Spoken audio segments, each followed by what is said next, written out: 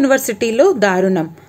ఫిబ్రవరి 2వ తేదీ పూణేలోని సావిత్రిబాయి పూలే యూనివర్సిటీలో లలిత్ కళా కేంద్రంలో శుక్రవారం సాయంత్రం వేసిన నాటకంలో సీతాదేవి సిగరెట్ తాగుతున్నట్లు, దానిని రాముడు లైటర్తో ముట్టించినట్లు నాటకం వేశారు. అలాగే సీతాదేవి లక్ష్మణుడితో బూతులు మాట్లాడినట్టు, లక్ష్మణుడు రావణాసురుడికి మసాజ్ చేసేటట్లు కూడా ఈ నాటకం రిహార్సల్స్లో చూపించడంతో హిందువులకు ఆగ్రహం కట్టలు తెంచుకుంది. ఈ నాటకం వీడియో కూడా ఇప్పుడు వైరల్ అయింది. నాటకం మొత్తం హిందూ మత విశ్వాసాల్ని కించపరిచేలా ఉండడంతో ఈ విషయం తెలుసుకున్న అఖిల భారత్ విద్యా పరిషత్ ఏబీవీపీ వారు అక్కడికి చేరుకొని నాటకాన్ని అడ్డుకున్నారు. దాంతో నాటకం వేస్తున్న 5 ఏబీవీపీ వారిపై దాడి చేయడంతో గందరగోళం నెలకొంది.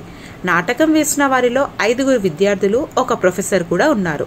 ఏబీవీపీ వారు పోలీసులకు కంప్లైంట్ చేయడంతో రంగంలో దిగిన పోలీసులు నాటక రచయిత డాక్టర్ ప్రవీణ్ దత్తాత్రేయ బోలేను, డైరెక్టర్ జై పెద్నేకర్తో పాటు నాటకంలో పాత్రధారులైన ప్రథమేష్ సావంత్, హృషికేష్ దాల్వి, యష్ చికాలేను ఐపీసీ సెక్షన్ 294, 295A, 143, 147, 149, 323 కింద కేసు రిజిస్టర్ చేసి అరెస్ట్ చేశారు. కానీ అరెస్ట్ అయిన కొద్దిసేపటికే వీరు బెయిల్ పైన విడుదలైనట్లు సమాచారం.